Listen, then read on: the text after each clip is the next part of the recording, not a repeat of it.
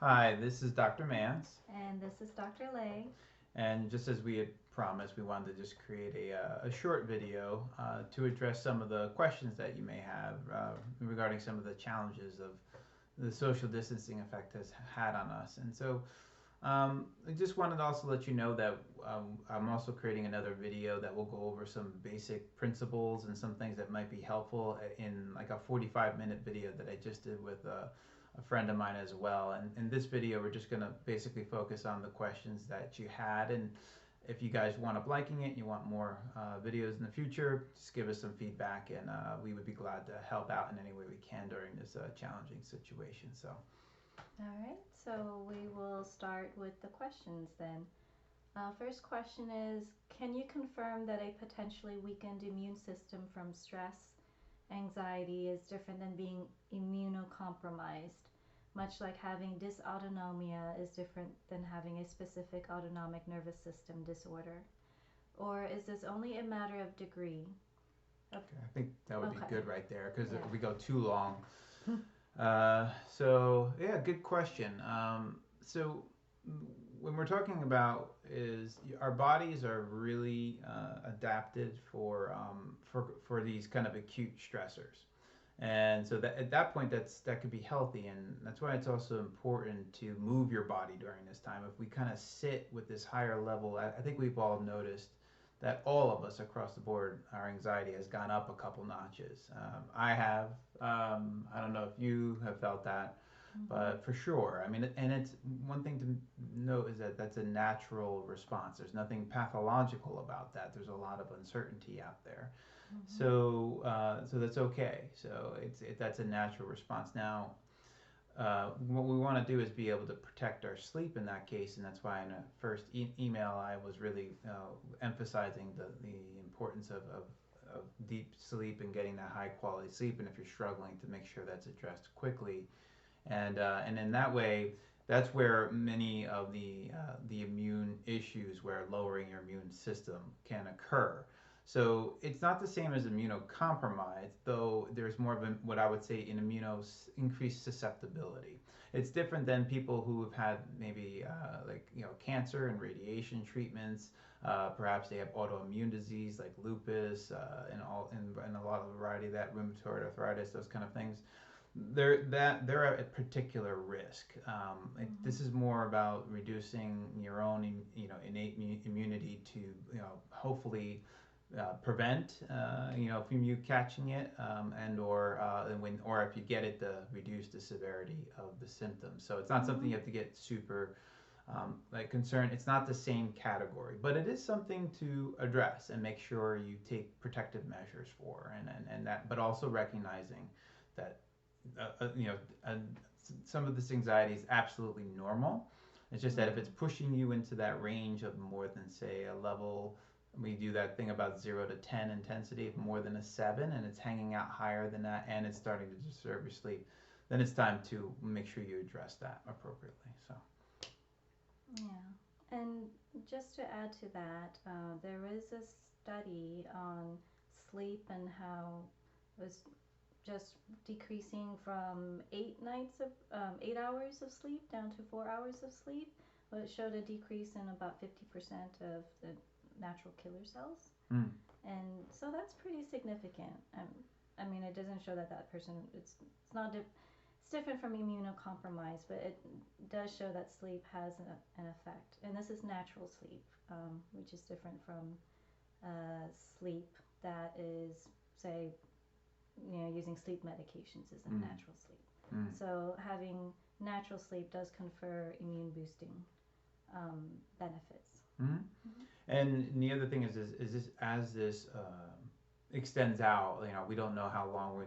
The president is saying certain things, where whether it be a week or so, but we just don't know, and based on there's going to be different factors as they roll out, as they're hopefully where the healthcare capacity will start to rise, and those kind of things, and whether we start seeing the dropping, it's the rate of drop that will kind of give us the biggest indication of whether the measures we're doing now are helpful, and as testing gets more dispersed out, and we get to know exactly what we're dealing with. Now, just one thing, a slight aside here, is that right now, as testing grows, there is a, there's going to be potentially a large amount of now new reported cases coming out as we get to see the true picture, and that's expected. And so it can be kind of, you can kind of feel a kind of almost a sense of panic when you start to see those kind of rising numbers, but those are what we kind of know. It's just in what to do from then on. And so there's been a lot of helpful in some of the states out there where we are starting to see appreciable decline. Obviously,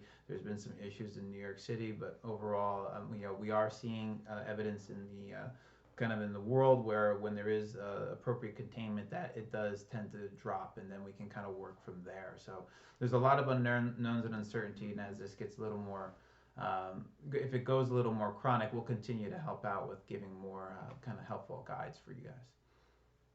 Okay. So I'll read off the next one. The difficult question, but we appreciate it. What is my financial responsibility to people who work for me during this time of financial vulnerability and volatility? And that is an excellent question, and mm, we can address that question on multiple levels. On a very pragmatic level, it's a matter of assessing, well, what is the minimum that is needed for your business to stay afloat?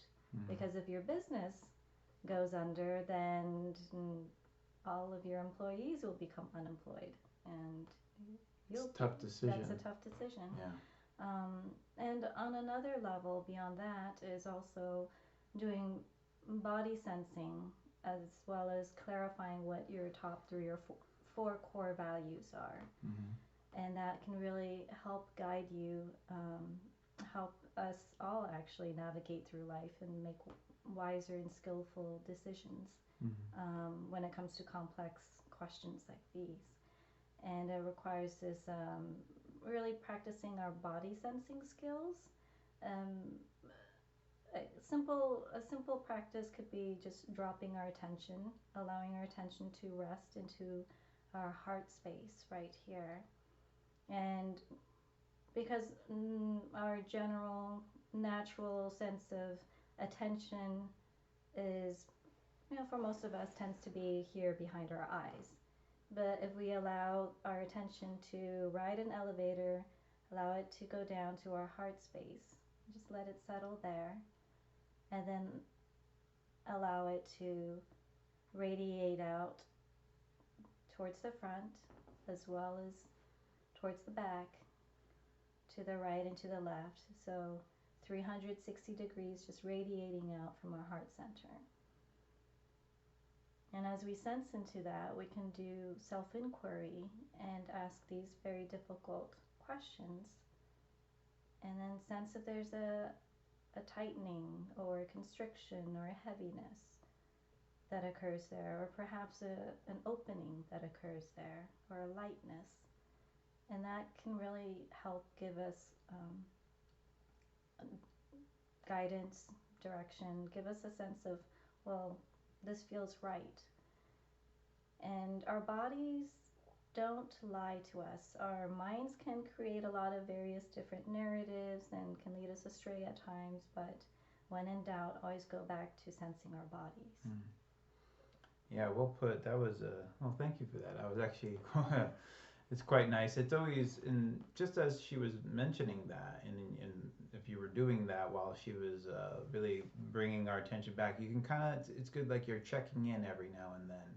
And it's not like you have to be some sort of advanced meditator. It's just really just sort of bringing the attention in as she was guiding you right there, and kind of getting a sense. And you can get a better sense of when you're starting to kind of go a little bit off balance. And again, ounce of prevention versus the pound of cure thing, you can kind of use your body as sort of a sensational navigation system by just sensing what's going on and allowing it to guide you through this, because this is a call to flexibility.